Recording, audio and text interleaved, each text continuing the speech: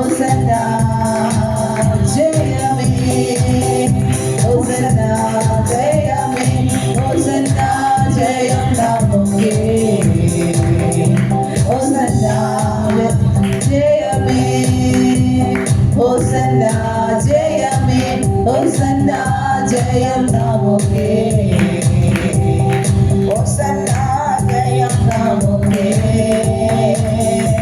യോർദാനിൽ വെള്ളം വന്നാലും എരികോ കോട്ടை മുന്നേ വന്നാലും യോർദാനിൽ വെള്ളം വന്നാലും എരികോ കോട്ടை മുന്നേ വന്നാലും பயமுமில்லை கலங்கவில்லை பயமுமில்லை கலங்கவில்லை மீட்பர் நம்முடனே ஹோசன்னா ஜெயமே ஹோசன்னா ஜெயமே ஹோசன்னா ஜெயம் நமக்கே ஹோசன்னா ஜெயமே ஹோசன்னா ஜெயமே ஹோசன்னா ஜெயம் நமக்கே ஹோசன்னா ஜெயம் நமக்கே அல்லேலூயா துதி மகிமை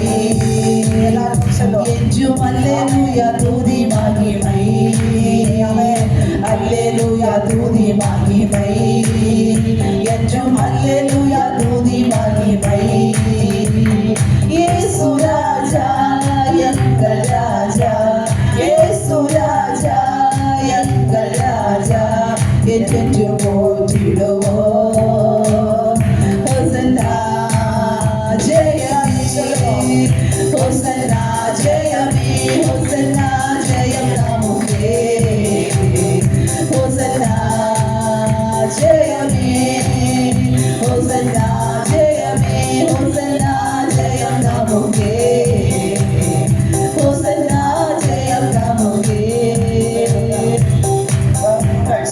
வந்தாலும் தொல்லை கஷ்டங்கள் தேடி வந்தாலும் துன்பங்கள் சூழ்ந்து வந்தாலும் தொல்லை கஷ்டங்கள் தேடி வந்தாலும் பயமுமில்லை கலக்கமில்லை பயமுமில்லை கலக்கமில்லை கலக்க நாம் உடனே ஹோசன்னா ஜெயமே ஹோசன்னா ஜெயமே ஹோசன்னா ஜெயம் நமக்கே ஹோசன்னா ஜெயமே ஹோசன்னா ஜெயமே ஹோசன்னா ஜெயம் நமக்கே ஹோசன்னா ஜெயம் நமக்கே யோர்தானில் வெள்ளம் வந்தாலும் எரிகோ கோட்டை முன்னே வந்தாலும்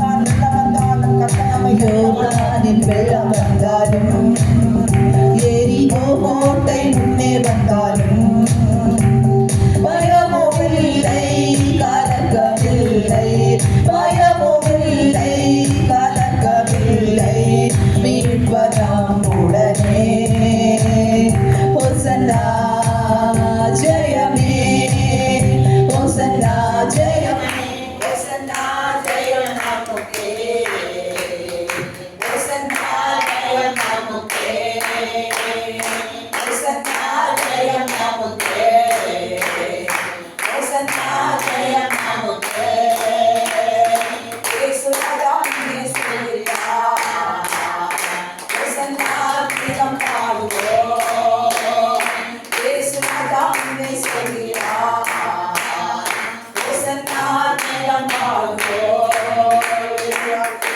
இயேசு ராஜா நமக்கு പകൽക്കാലം ദൈവം നമുക്ക് നൽകിയ എല്ലാ അവസരങ്ങളെയും ഓർത്ത് ദൈവത്തെ സ്തുതിക്കാം. അല്പനേരം ചിന്തയ്ക്കായ ഒരു വേദഭാഗം വായിക്കാം. ലൂക്കോസിന്റെ സുവിശേഷം 5-ാം അധ്യായം 29-ാം വാക്യം വായിക്കാം. ലൂക്കോസിന്റെ സുവിശേഷം 5-ാം അധ്യായം 29-ാം വാക്യം. அந்த லேவி என்பவன் தன் வீட்டிலே அவருக்கு பெரிய விருந்து பண்ணினான்.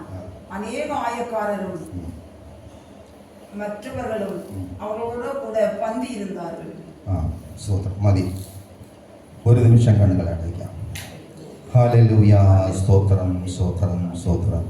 സ്നേഹവനായ ദൈവമേ, സ്വർഗീയ നല്ല പിതാവേ, കർത്താവേ, പകൽക്കാലം തിരുവചനത്തിൻ്റെ മുന്നിൽ ഞങ്ങൾ വരുന്നു. ദൈവമേ, ഞങ്ങളെ ആശീർവദിക്കണമേ. തിരുവചനം ഹല്ലേലൂയ വിളമ്പുവാൻ കൃപ തരണം. കേൾപ്പിക്കാതെ എല്ലാവരെയും ആശീർവദിക്കണം. പകൽക്കാലം ഒരുമിച്ച് ഞങ്ങളെ ആശീർവദിയും. യേശു ക്രിസ്തുവിന്റെ നാമത്തിൽ പിതാവേ, ആമേൻ, ആമേൻ. ഹല്ലേലൂയ.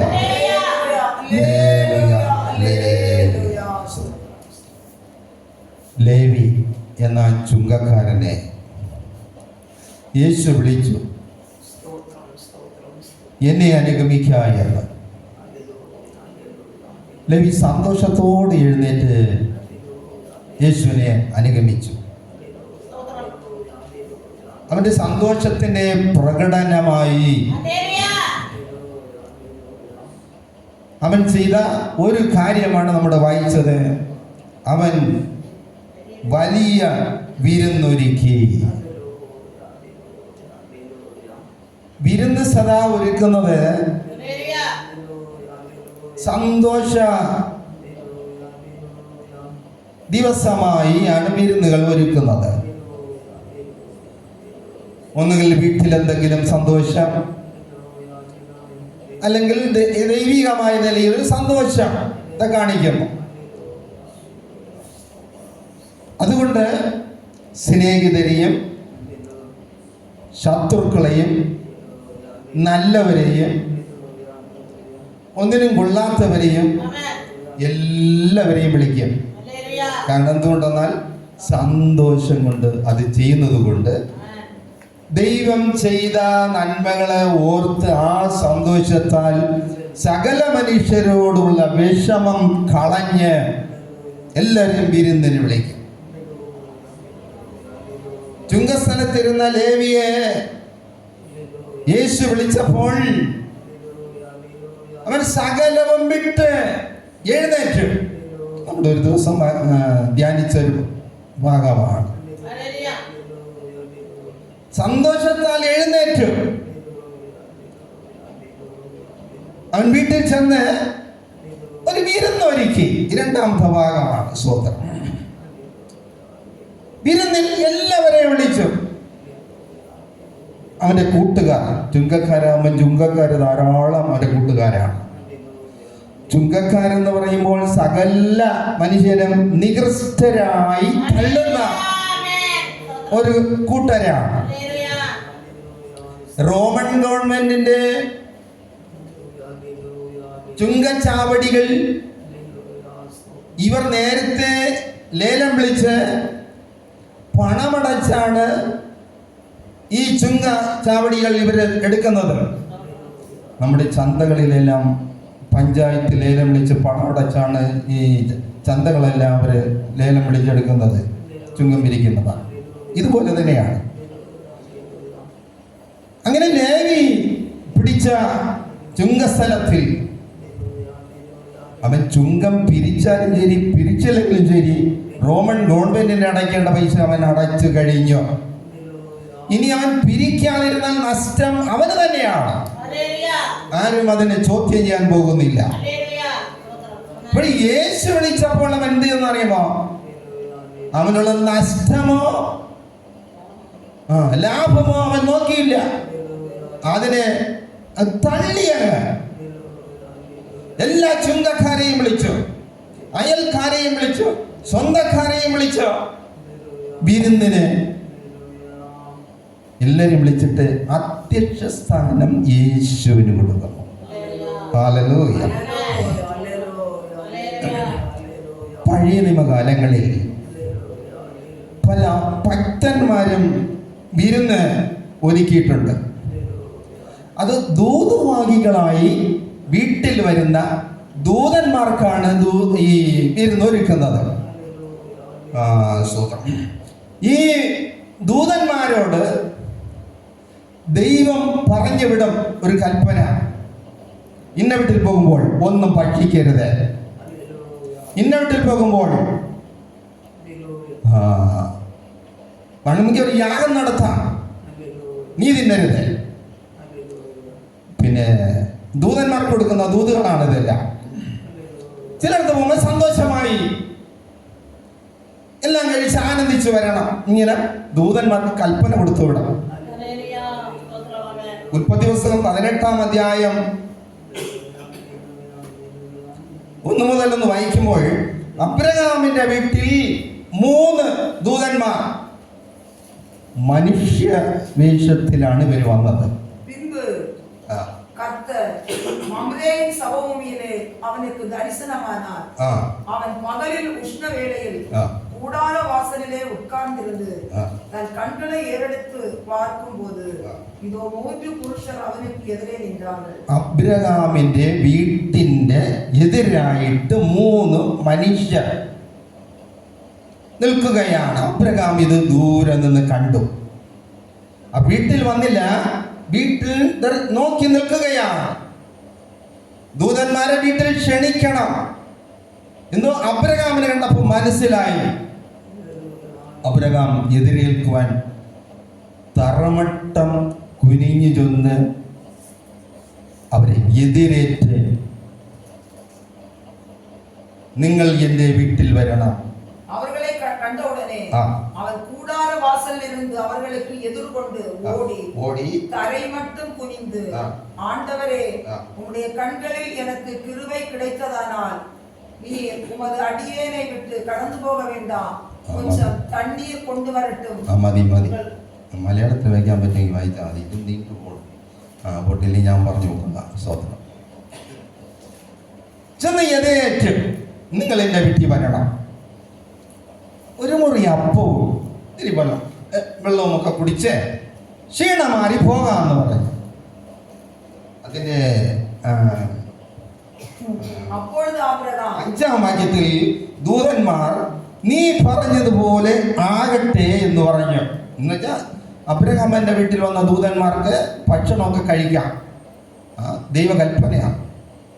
ശരി, നീ പറഞ്ഞതുപോലെ ആകട്ടെ. 7-ാം വാക്യത്തിൽ അബ്രഹാം ഒരു പശുക്കൂട്ടത്തിൽ ചെന്ന് ഒന്നിനെ പിടിച്ച് അതിനെ ക്ഷണത്തിൽ പാകം ചെയ്ത്,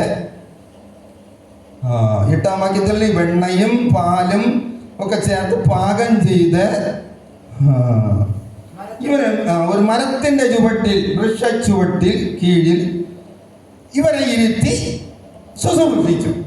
അവർക്ക് വിളമ്പിയൊക്കെ കൊടുത്തു. ഇവർ സന്തോഷകരമായി അവിടെ ഇരുന്ന് ഭക്ഷണം കഴിക്കുകയായിരുന്നു. ഭക്ഷണം കഴിക്കുമ്പോൾ തന്നെ 10-ാം വാക്യത്തിൽ ഈ ദൂതന്മാരെ അരുളപ്പാട് പറയുന്നു അബ്രഹാമിനോട്, അബ്രഹാമേ, അടുത്ത വർഷം ഞാൻ ഇതുപോലെ വരുമ്പോൾ നിനക്ക് ഒരു സന്തതി ജനിച്ചിരിക്കും. അപ്പോൾ ഈ അരുളപ്പാട് പറയാനാണ് ദൈവം ദൂതന്മാരെ പറഞ്ഞയച്ചത്. അബ്രഹാം ഒരു ഭക്തനായതുകൊണ്ട് അവിടെ ഈ ദൂതന്മാർക്ക് പക്ഷിക്ക് എല്ലാം ചെയ്യേണ്ട സ്വാതന്ത്ര്യം കൊടുത്തു വിട്ടു. അപ്പോഴ് ഒരു അരുളപ്പാടുമായിട്ടാണ് ദൂതന്മാർ വരുന്നത്. ഇതുപോലെ തന്നെ ദൈവം പറഞ്ഞു വിടുന്ന ദൂതന്മാർക്കെല്ലാം കൽപ്പന, നിയോഗം കൊടുത്താണ് വിടുന്നത്.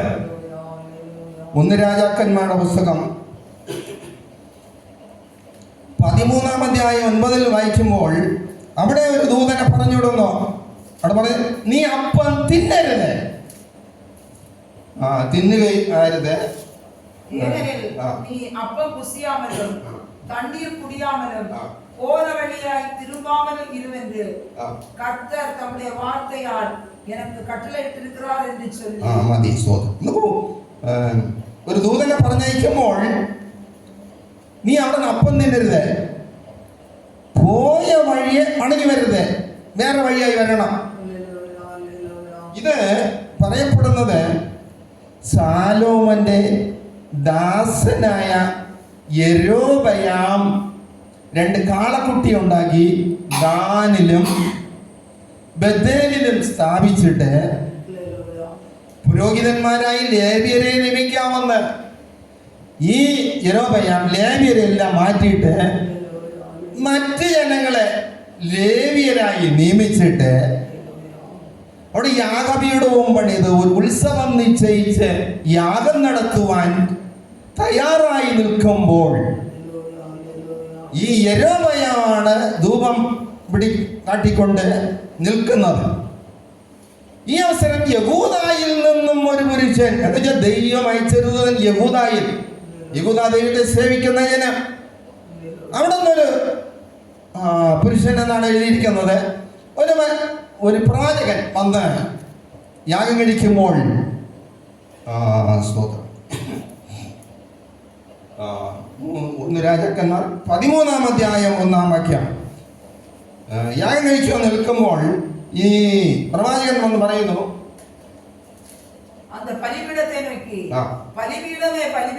യാഗപീഠമേ യാഗപീഠമേ, ദാവീദിന്റെ വംശത്തിൽ യോശിയാവെന്ന് പേരുള്ള ഒരു മനുഷ്യൻ ജനിക്കും. അവൻ ഈ ധൂപം കാട്ടുന്ന ഇവന് ആ യാഗപീഠത്തിൽ വെച്ച് അറുക്കുകയും അവന്റെ അസ്ഥികളെ ആ യാഗപീഠത്തിൽ വെച്ച് ചുടുകയും ചെയ്യും. ഇതിന് അടയാളം യാഗപീഠം പിളർന്ന് അതിന്റെ പൊടി ചിതറും. ഇങ്ങനെ ആ പ്രവാചകൻ വിളിച്ചു പറഞ്ഞു. ദൈവ കൽപ്പനയാൽ വന്ന് ഈ യൊരോബെയാം രാജാവാണ്, പുരോഹിതകാരനാകാൻ പാടില്ല, പുരോഹിതനുമല്ല, ഇത് വിഗ്രഹത്തിന്റെ മുമ്പിൽ പുരോഹിതനാണ് ആകുന്നവൻ, യെരൂശലേമിൽ ആരാധിക്കേണ്ടവനാണ്. അതുകൊണ്ട് പ്രവാചകൻ ദൈവകൽപ്പനയാൽ വന്ന് പറഞ്ഞു, പുരോഹിതനെ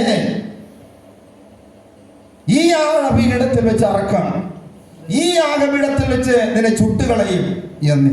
ഇത് കേട്ടപ്പോൾ യൊരോബെയാമൻ എന്ത് ചെയ്തെന്നറിയുമോ, അവനെ പിടിപ്പീൻ എന്ന് പറഞ്ഞൊരു കൈ നീട്ടിയപ്പോ എന്ത് നടന്നു, എന്റെ കൈ ഉണങ്ങിപ്പോയി, വരണ്ടുപോയി. ആ കൈ പിന്നെ മടക്കാൻ പാടില്ല.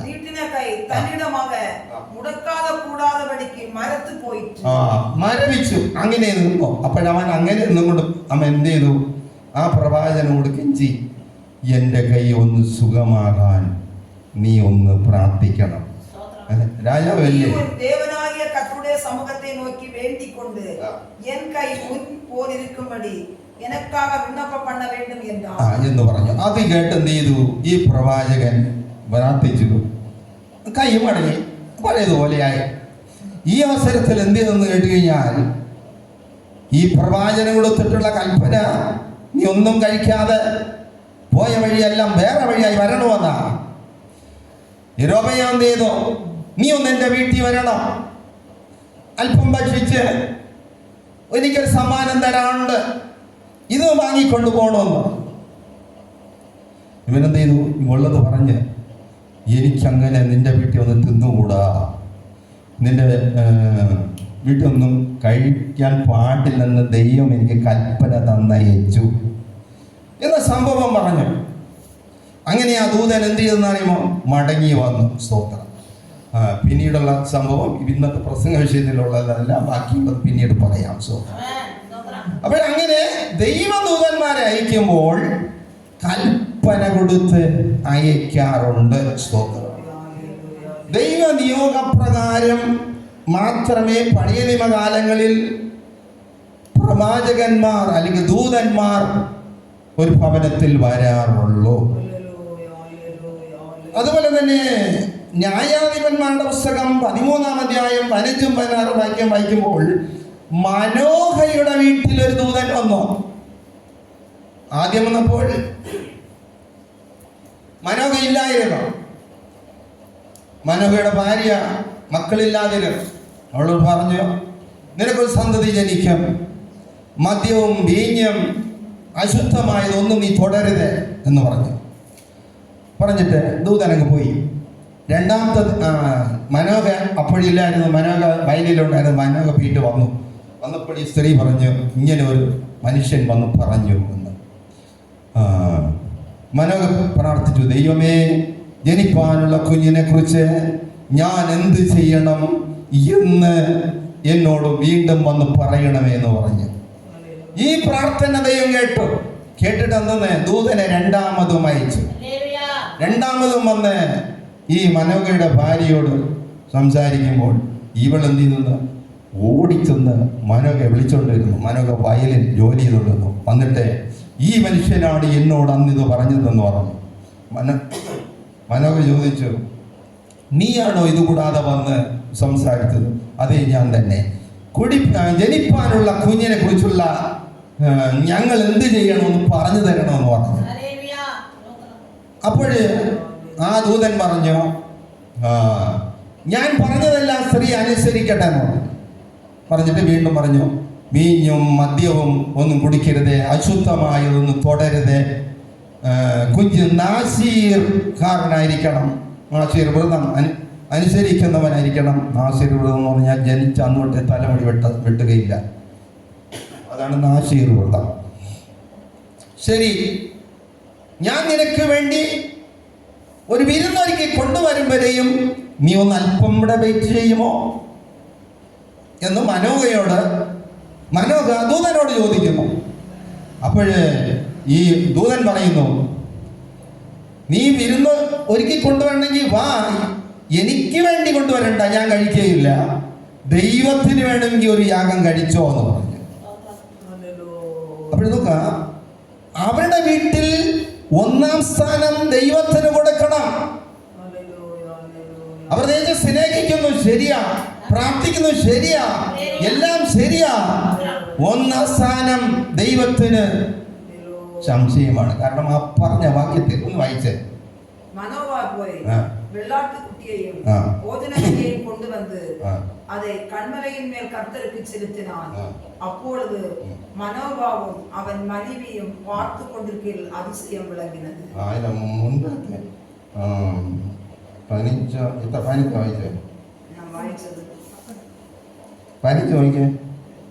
அப்பொழுது மனோவா கர்த்தருடைய தூதனை நோக்கி, நாங்கள் ஒரு வெள்ளாட்டுக்குட்டியை உமக்காக சமைத்து கொண்டு வர, ഉമക്കാക ദൂതന് വേണ്ടി ഞങ്ങൾ ശരിയാക്കി കൊണ്ടുവരും വരെ തരിത്തിരും என்றான். ഇവിടെ വെയിറ്റ് ചെയ്യണം. அப்பொழுது கர்த்தருடைய தூதனானவர் மனோவாயை நோக்கி, ദൂതൻ മനോവയോട് പറഞ്ഞത്, നീ എന്നെ இருக்க சொன்னாலும் நான் உன் உணவை புசி, നീ എന്നെ ഇരിക്കാൻ പറഞ്ഞാലും നീ ഉണ്ടായിക്കൊണ്ടിരുന്ന ഞാൻ കഴിക്കുകയില്ല. ഞാൻ ഇവിടെ പറഞ്ഞ വാക്ക് നോക്കുക, ഞാൻ നിനക്കാകെ ഒരു വിരുന്നൊരുക്കി കൊണ്ടുവരും വരെയും നീ ഇവിടെ ഇരിക്കണം. ഞാൻ പ്രസംഗിക്കുന്നതിൽ മലയാളം വാക്യം വന്നു കഴിഞ്ഞാൽ നിങ്ങൾ ശരിക്കും മനസ്സിലാവുള്ളൂ. തമിഴ് വരുമ്പം അപ്പുറം ഇപ്പുറം കൂടെ തന്നെ അങ്ങ് പോകും. സൂത്രം, ഞാൻ നിനക്കായി ഒരു വിരുന്നൊരുക്കി കൊണ്ടുവരുമ്പോൾ ദൂതൻ പറയുന്നു, നീ അങ്ങനെ ഒരുക്കി കൊണ്ടുവന്നാലും ഞാൻ കഴിക്കില്ല. അങ്ങനെ ചെയ്യണമെങ്കിൽ ദൈവത്തിനൊന്ന് ചെയ്യും. അപ്പൊ ഒന്നാം സ്ഥാനം ദൈവത്തിനുള്ളതാണ്.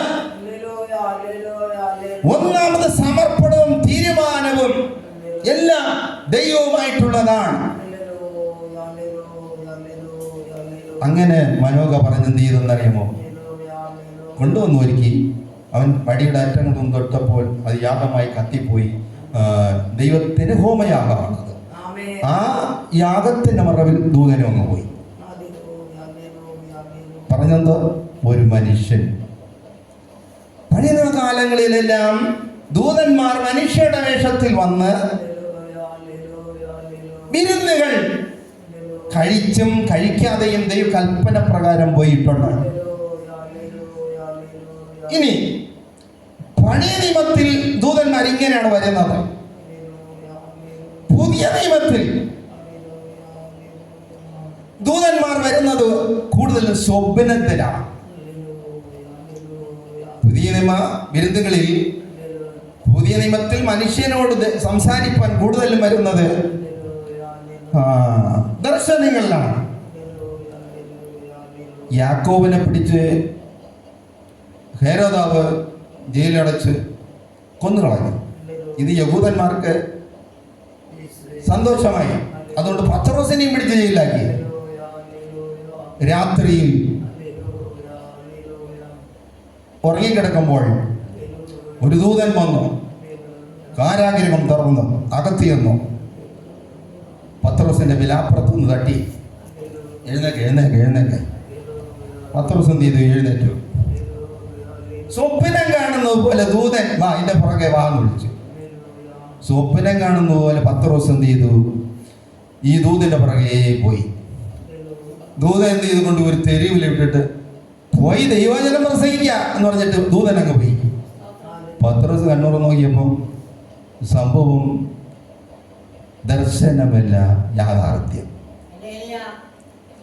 പുതിയ നിയമങ്ങളെല്ലാം ദൂതന്മാര് ഇങ്ങനെയാണ് ഇടപെടുന്നത്. ഒരു മനുഷ്യന് ആലോചന കൊടുത്ത് വിടാറുണ്ട്. അതിന് കാരണങ്ങളുമുണ്ട്.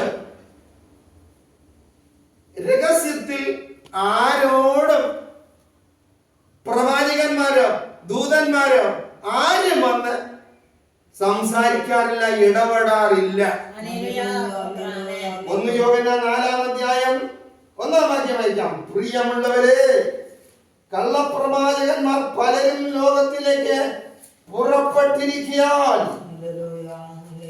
ഏതാത്മാവിനെയും വിശ്വസിക്കാതെ ആത്മാക്കൾ ദൈവത്തിൽ നിന്നുള്ളവർ തന്നെയോ എന്ന് ശോധന ചെയ്യുവി എന്നാണ് പുതിയ നിയമ ഉപദേശം. ഇതാണ് ഇന്ന് സ്വപ്നങ്ങളെയും കാര്യമാക്കാൻ പാടില്ല. അത് നീ ഗണ്യമാക്കരുതെന്നാ. പ്രവാചകൻ ഞാൻ ദൈവം പറഞ്ഞയച്ചു എന്നൊരുവൻ വന്നാലും അവൻ ഏതാത്മാവുള്ളവൻ, അവൻ എങ്ങനെയുള്ളവൻ ശോധന ചെയ്ത് വേണം ചെയ്യാനാണ് ഈ 1 യോഹന്നാൻ 4-ാം അധ്യായം 1-2 വാക്യങ്ങളിൽ പറയുന്നത്. സ്തോത്രം.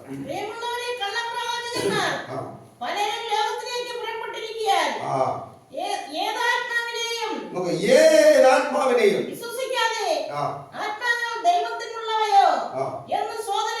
ശോധന ചെയ്യുവീ മതി.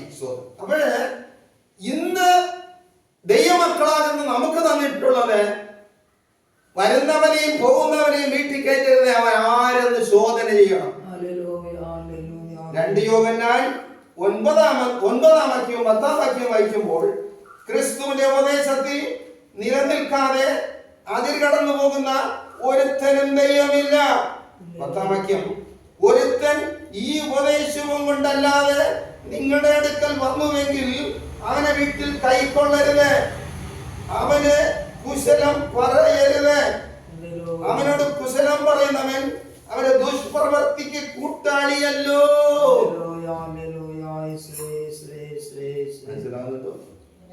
അപ്പോഴും പുതിയ ദൈവമക്കൾക്ക് കൊടുത്തിട്ടുള്ള ഉപദേശം ഒരു വിരുന്നൊരുക്കാം. ഒരു പ്രവാചകനോ ദൈവപുരുഷനോ തോന്നുന്നവന് വീട്ടിൽ ഒരു ആരാധന വെക്കുക, അതിലവനെ വിരുന്നുകാരനായി വിളിക്കാം. യേശു ആയിരിക്കണം നമ്മുടെ അധ്യക്ഷൻ. അവൻ ദൂത് കൊടുക്കണം. ഇവിടത്തെ സഭയിലെ അധ്യക്ഷൻ വിധി അതിന് തെറ്റുണ്ടെങ്കിൽ കറക്ഷൻ ചെയ്യണം. അങ്ങനെയാണ് ഇന്ന് പുതിയ നിയമത്തിലെ വിരുന്നുകൾ നടക്കാറുള്ളത്.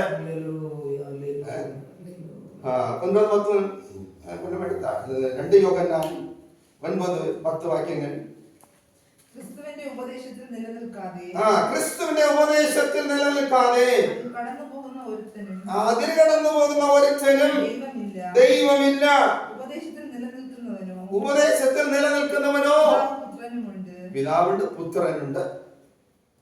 ഒരുത്തൻ ഈ ഉപദേശം അല്ലാതെ നിങ്ങളുടെ അടുക്കൽ വന്നുവെങ്കിൽ അവനെ വീട്ടിൽ കൈക്കൊള്ളരുത്, അവനെ വീട്ടിൽ കയറ്റരുത്. ഇന്നത്തെ ദൂത് അതാണ്. ഏത് കൃപായുഗത്തിൽ, കൃപായുഗം എന്ന് പറഞ്ഞാൽ പഴയ നിയമം മുതലേ പല യുഗങ്ങളുണ്ട്. ഏതേൻ തോട്ടത്തിലായിരുന്ന കാലത്ത് നിഷ്പാപയുഗം, പാപമില്ലാത്ത കാലം. അന്ന് കുഴപ്പമില്ല. അത് കഴിഞ്ഞിട്ട് മനസാക്ഷി യുഗം, ആത്മാവിൽ ദൈവം സംസാരിക്കാം. ഹാബേലിന്റെ ആയിന്റെ കാലത്തിന് ആത്മാവിൽ ആരാധന എങ്ങനെ ചെയ്യണം, ആത്മാവിൽ നോഹയോട് പറഞ്ഞു, നീ ഒരു പെട്ടകം ഉണ്ടാക്കുക, ആത്മാവിൽ മനസാക്ഷിയിൽ സംസാരിക്കും. ഹല്ലേലൂയ. അത് കഴിഞ്ഞ ന്യായപ്രമാണ യുഗം 10 കൽപ്പന എഴുതി കൊടുത്തു, അതിന്റെ വ്യവസ്ഥയിലായിരിക്കും.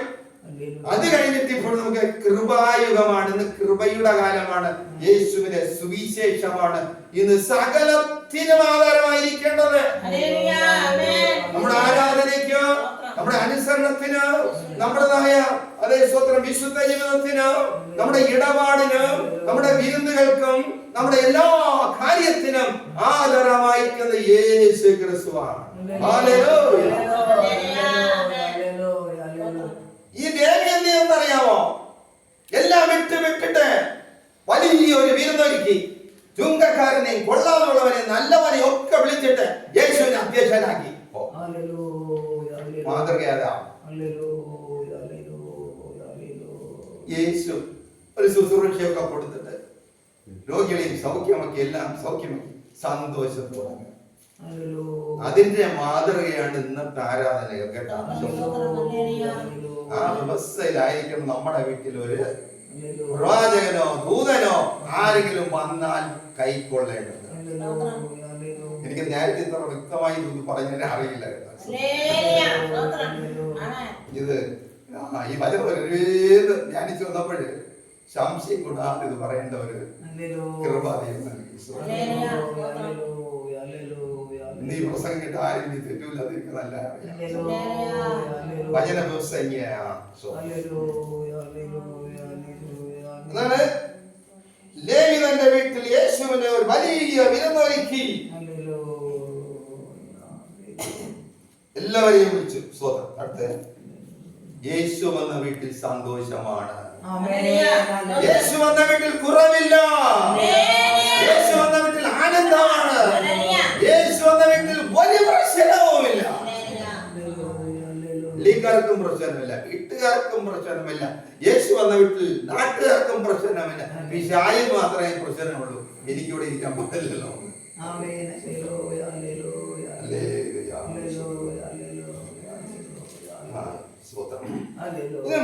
യോഹന്നാൻ സുവിശേഷം 2-ാം അധ്യായത്തിൽ കാനാവൂരിൽ ഒരു കല്യാണം നടന്നു.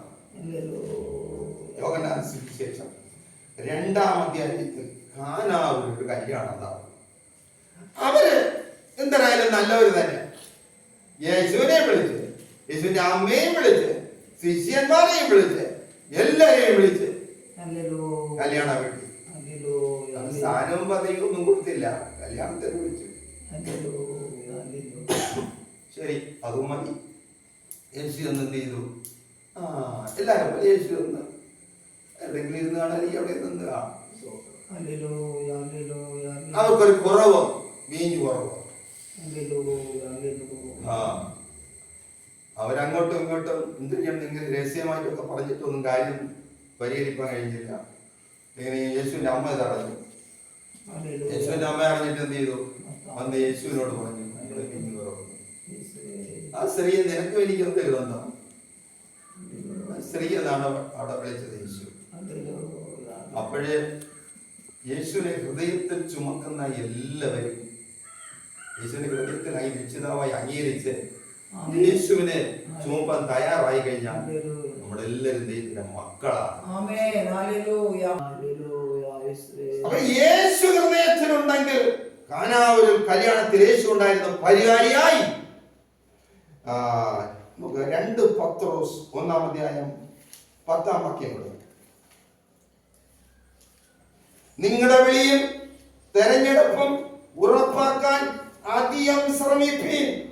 ഇങ്ങനെ ചെയ്താൽ നിങ്ങൾ ഒരു നാളും ഇടറിപ്പോകാതെ യേശു ക്രിസ്തുവിന്റെ നിത്യരാജ്യത്തിലേക്കുള്ള പ്രവേശനം ധാരാളമായി ലഭിക്കും.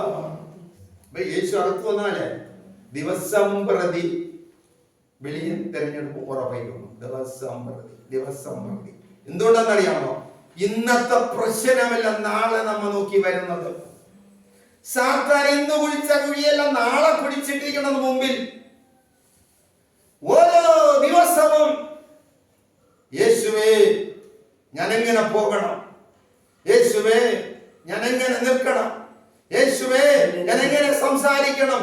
ദിവസം പ്രതി വിളിയും തെരഞ്ഞെടുപ്പും ഉറപ്പാക്കിക്കൊള്ളണം. Hallelujah hallelujah hallelujah hallelujah hallelujah.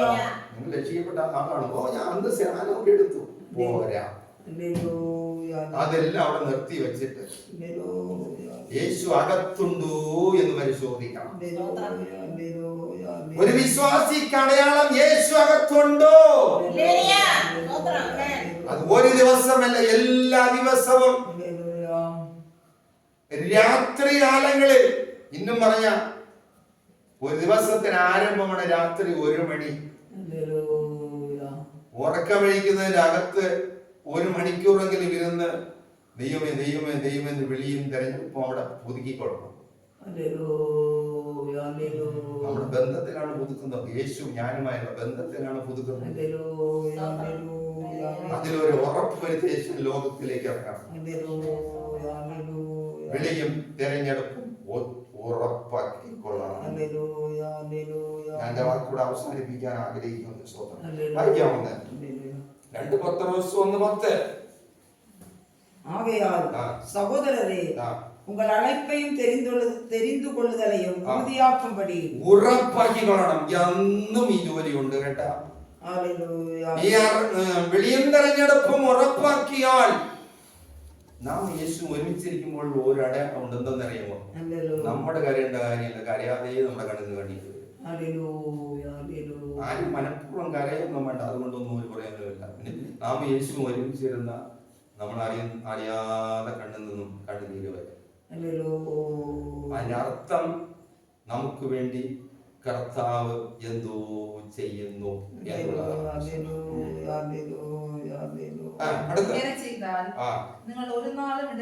ഇങ്ങനെ ചെയ്താൽ നിങ്ങൾ ഒരു നാളും ഇടറിപ്പോകയില്ല എന്ന് പറഞ്ഞാൽ, ഇങ്ങനെ ചെയ്താൽ ഇന്നും ചിലപ്പം തെറ്റിലാകപ്പെട്ടെങ്കിൽ രാവിലെ കാലം ഇരുന്നത് കർത്താവേ ദാവീദ് പ്രാർത്ഥനയിലെ പ്രഭാതത്തിൽ ഓ ദൈവമേ ഇരുന്ന് കരയും. എല്ലാം ആ പ്രഭാതത്തിൽ കർത്താവ് ഒന്ന് ദൂരെ കളഞ്ഞിട്ട് നമ്മൾ പുതിയ വ്യക്തിയാക്കി വീണ്ടും ഫീൽഡിലേക്ക് വിടാം. വിശ്വാസ ജീവിതം നിലനിൽക്കുന്ന അതുകൊണ്ടാണ് കേട്ടാ. എന്നേ നമ്മുടെ തകർന്ന് തരിപ്പണമായി അതേ പോകുമായിരുന്നു. ഈ പ്രാർത്ഥന ഉള്ളത് കൊണ്ടാണ് നിലനിൽക്കുന്നത്. ഇങ്ങനെ ചെയ്താൽ നിങ്ങൾ ഒരു നാൾ ഇടറിപ്പോകാതെ നമ്മുടെ കർത്താവും രക്ഷിതാവുമായ യേശു ക്രിസ്തുവിന്റെ നിത്യരാജ്യത്തിലേക്കുള്ള പ്രവേശനം ധാരാളമായി. നമ്മുടെ എന്തിനാണെന്നറിയാമോ ഈ വിശ്വാസം വളർത്തി വന്നത്? നിത്യരാജ്യത്തിലേക്ക് ദൈവമേ കയറ്റുവാച്ചതായിട്ടെങ്കിലും വന്നെങ്കിലും ഏതെങ്കിലും ഒരു ചെറിയ സ്ഥലത്ത് ആക്കിയാൽ രക്ഷപ്പെടുത്തി ഇച്ചിരി അവിടെ ആക്കിയാൽ മതി. ഇങ്ങനെ ചെയ്താൽ യേശുവിനോടുകൂടെ നാം യേശുവുമായുള്ള ബന്ധം പുതുക്കി പണിതാൽ, ഓരോ നാളും പുതുക്കി പണിതാൽ, ഇങ്ങനെ ചെയ്താൽ നിത്യതയിലേക്കുള്ള പ്രവേശനം ധാരാളമായി കിട്ടും. ഹല്ലേലൂയ. എല്ലാവർക്കും കണ്ണുകളെ അടയ്ക്കാം. ഹല്ലേലൂയ. എല്ലാവർക്കും ദേശസന്നിധാനത്തിൽ ഹല്ലേലൂയ. യേശുവേ എന്നെ സഹായിക്കണമേ, എന്നോടുകൂടെ വരണമേ, എന്റെ ഭവനത്തിൽ വസിക്കണമേ, എന്നോട് ഇരിക്കണമേ. എല്ലാവരും പ്രാർത്ഥിക്കാം. ഹല്ലേലൂയ. വിഷയത്തിന് പരിഹാരം യേശു ഹൃദയത്തിൽ, പ്രാർത്ഥനയ്ക്ക് ഉത്തരം യേശു ഹൃദയത്തിൽ, നിത്യതയിലുള്ള പ്രവേശനം യേശു ഹൃദയത്തിൽ. ഹല്ലേലൂയ. ഹല്ലേലൂയ. യേശുവേ ഞങ്ങളെ സ്തുതിക്കുന്നു. അഖിലാണ്ടത്തിലൂടെ സ്തുതിക്കുന്നു. രാജാവേ രാജാവേ സ്തുതിക്കുന്നു. ഹല്ലേലൂയ. ഒരു ചെറിയ പാട്ട് പാടി നമുക്ക് ദൈവത്തിന് എനിക്കായി കരുതുന്നവൻ, ഭാരങ്ങൾ വഹിക്കുന്നവൻ, എനിക്കായി കരുതുന്നവൻ, ഭാരങ്ങൾ വഹിക്കുന്നവൻ, എന്നെ കൈവിടാത്തവൻ, യേശു എൻ കൂടെയുണ്ട്. എന്നെ കൈവിടാത്തവൻ, യേശു എൻ കൂടെ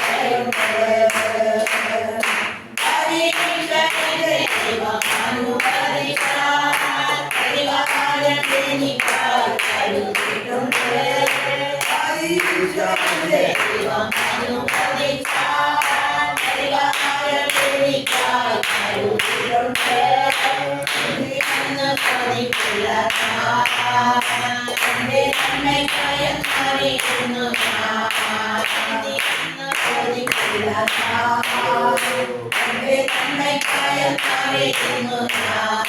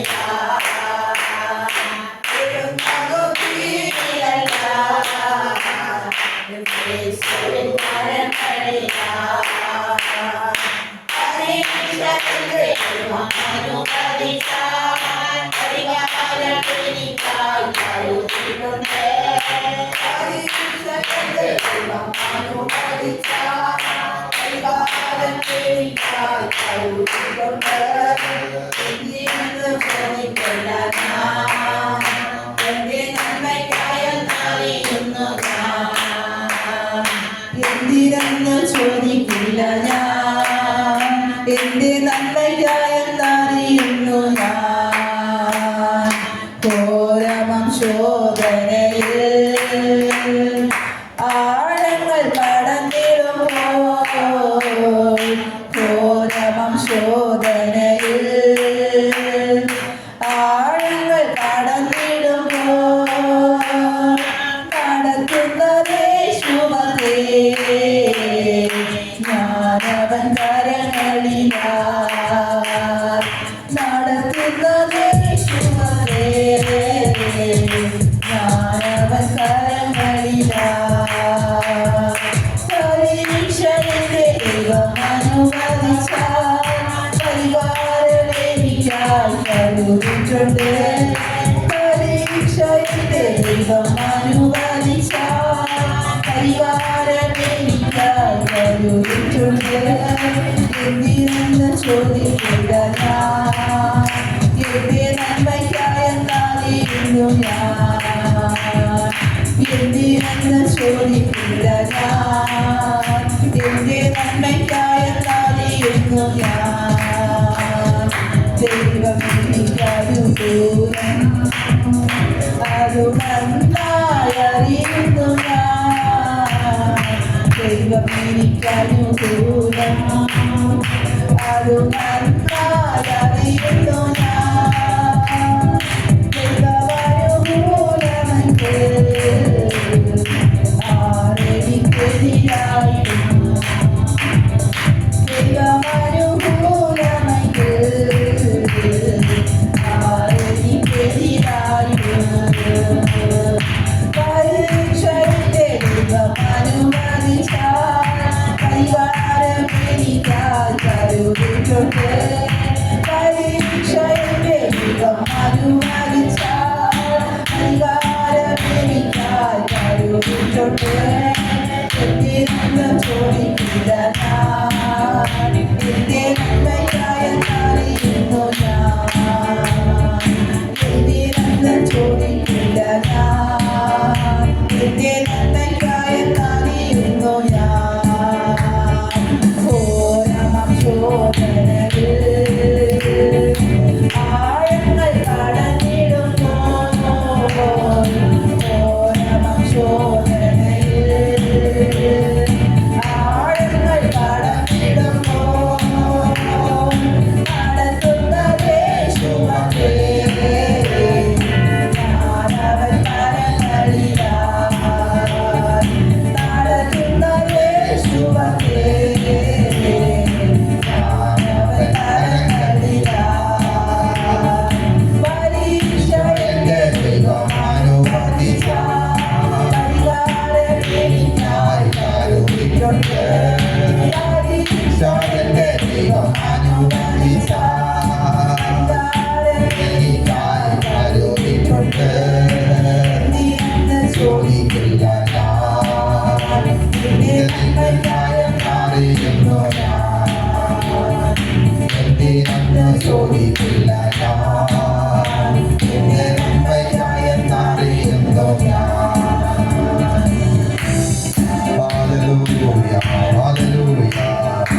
സ്തോത്രം പിതാവേ, സ്തോത്രം സ്തോത്രം സ്തോത്രം സ്തോത്രം.